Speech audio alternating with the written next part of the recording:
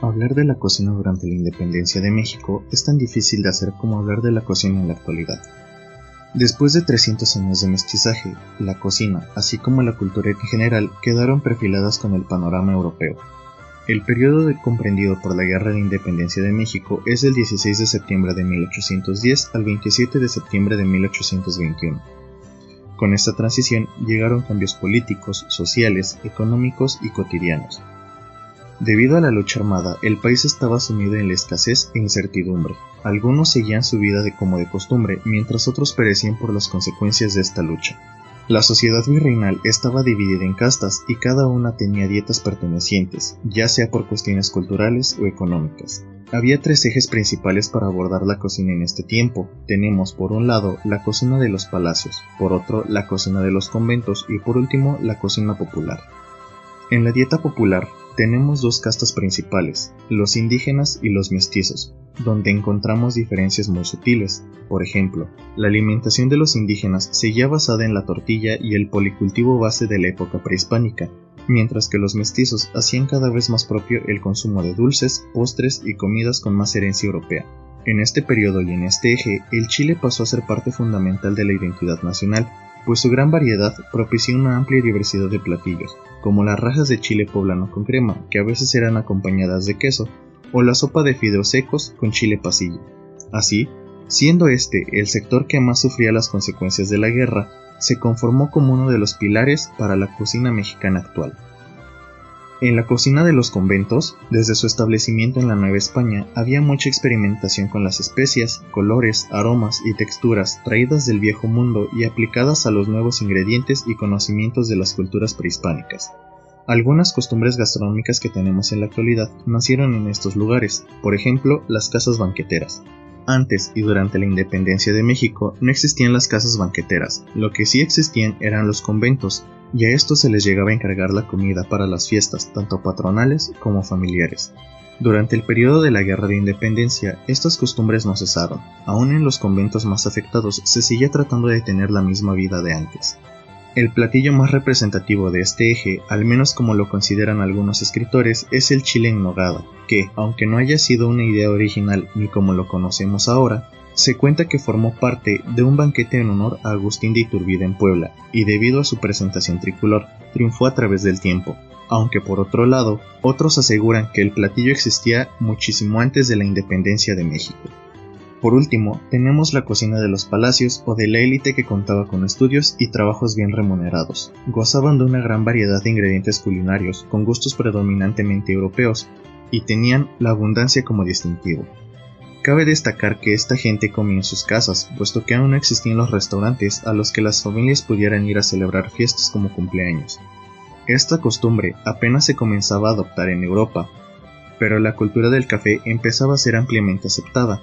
Los primeros cafés surgen en las capitales más importantes del país, pero estos lugares estaban constituidos únicamente para los hombres. Era impensable que las mujeres asistieran a estos lugares. Algunos investigadores concuerdan en que la alimentación básica de este eje, así como la de algunos cuantos mestizos privilegiados, consistía en lo siguiente: a las 5 de la mañana acostumbraban tomar chocolate con agua o leche, o algún atole.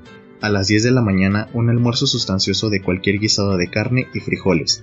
La comida era a las 2 de la tarde, y se comenzaba a establecer el menú de 3 y 4 tiempos que conocemos hoy en día: sopa aguada o un caldo, sopa seca con mole o algún estofado, algún guiso de carne de res, cerdo o pollo y por último fruta como postre.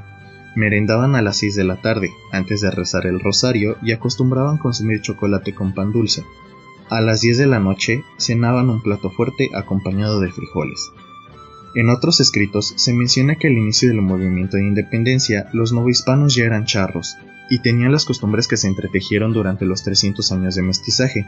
Nuestra herencia indígena, europea, africana y asiática ya estaba arraigada en los fogones, los anafres de los tianguis, pulquerías y lugares donde se jugaba a las cartas o a los dados y se ofrecía comida, en los braseros de las haciendas, de las casas particulares e incluso en los conventos. Durante este periodo, la comida variaba dependiendo la casa y la casta a la que se perteneciera, pero aún para los novohispanos era toda una adicción consumir bebidas de cacao y en mayor o menor medida el consumo de chile.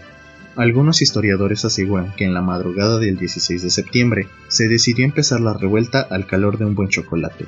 En la guerra surgen dos necesidades principales: armas y alimento para el ejército. En la guerra, las personas no tenían la facilidad de sentarse a comer en una mesa con cubiertos, platos y vasos, ni tenían acceso a una cocina donde pudieran preparar una gran variedad de platillos. Se las tenían que arreglar con lo que tuvieran a la mano, y por ello se piensa que durante este periodo de decadencia se arraigaron aún más las costumbres como comer tacos, lo que facilita consumir una gran variedad de guisados sin la necesidad de utilizar cubiertos. Debemos darnos cuenta de que este mestizaje nos hizo cada vez más similares, y se nota en las características que compartían. La gente comía en sus casas y durante las fiestas religiosas salían a las calles a pasear y comer los diversos antojitos que se vendían en las plazas, explanadas y paseos.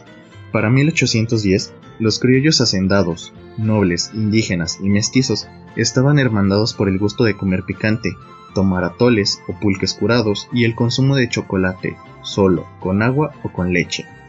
A la par de la aceptación de ingredientes y platillos europeos como el champiñón, francolín, tallarín, pais, panqués y bolovanes, así como la costumbre del buffet, tal como lo pudimos observar en la que fue, posiblemente, la última misión europea establecida en la Nueva España, la parroquia establecida en el presidio de Naniquipa, que era uno de los pocos establecimientos de los indios tarahumaras e indios conchos que quedaron después de la colonización. El fray Francisco Escobar, quien fungió como párroco de ese lugar, se encargó de presentar en el año 1813 un informe ampliamente detallado solicitado por el Consejo de Regencia, en el que se describían características bien detalladas del trabajo y la alimentación de los habitantes, así como todos los esfuerzos para integrar a los indígenas a la sociedad colonial. Sabemos que toda guerra lleva un periodo de hambre, pobreza y escasez, situaciones que se agravaron en las ciudades sitiadas por los realistas o insurgentes, como una estrategia para la rendición del enemigo. No obstante, los mexicanos que seguían buscando su libertad continuaron haciendo su vida cotidiana, desde las casas comunes hasta las más grandes haciendas. En los conventos y mercados, los fogones siguieron construyendo a fuego lento la grandeza de la gastronomía mexicana.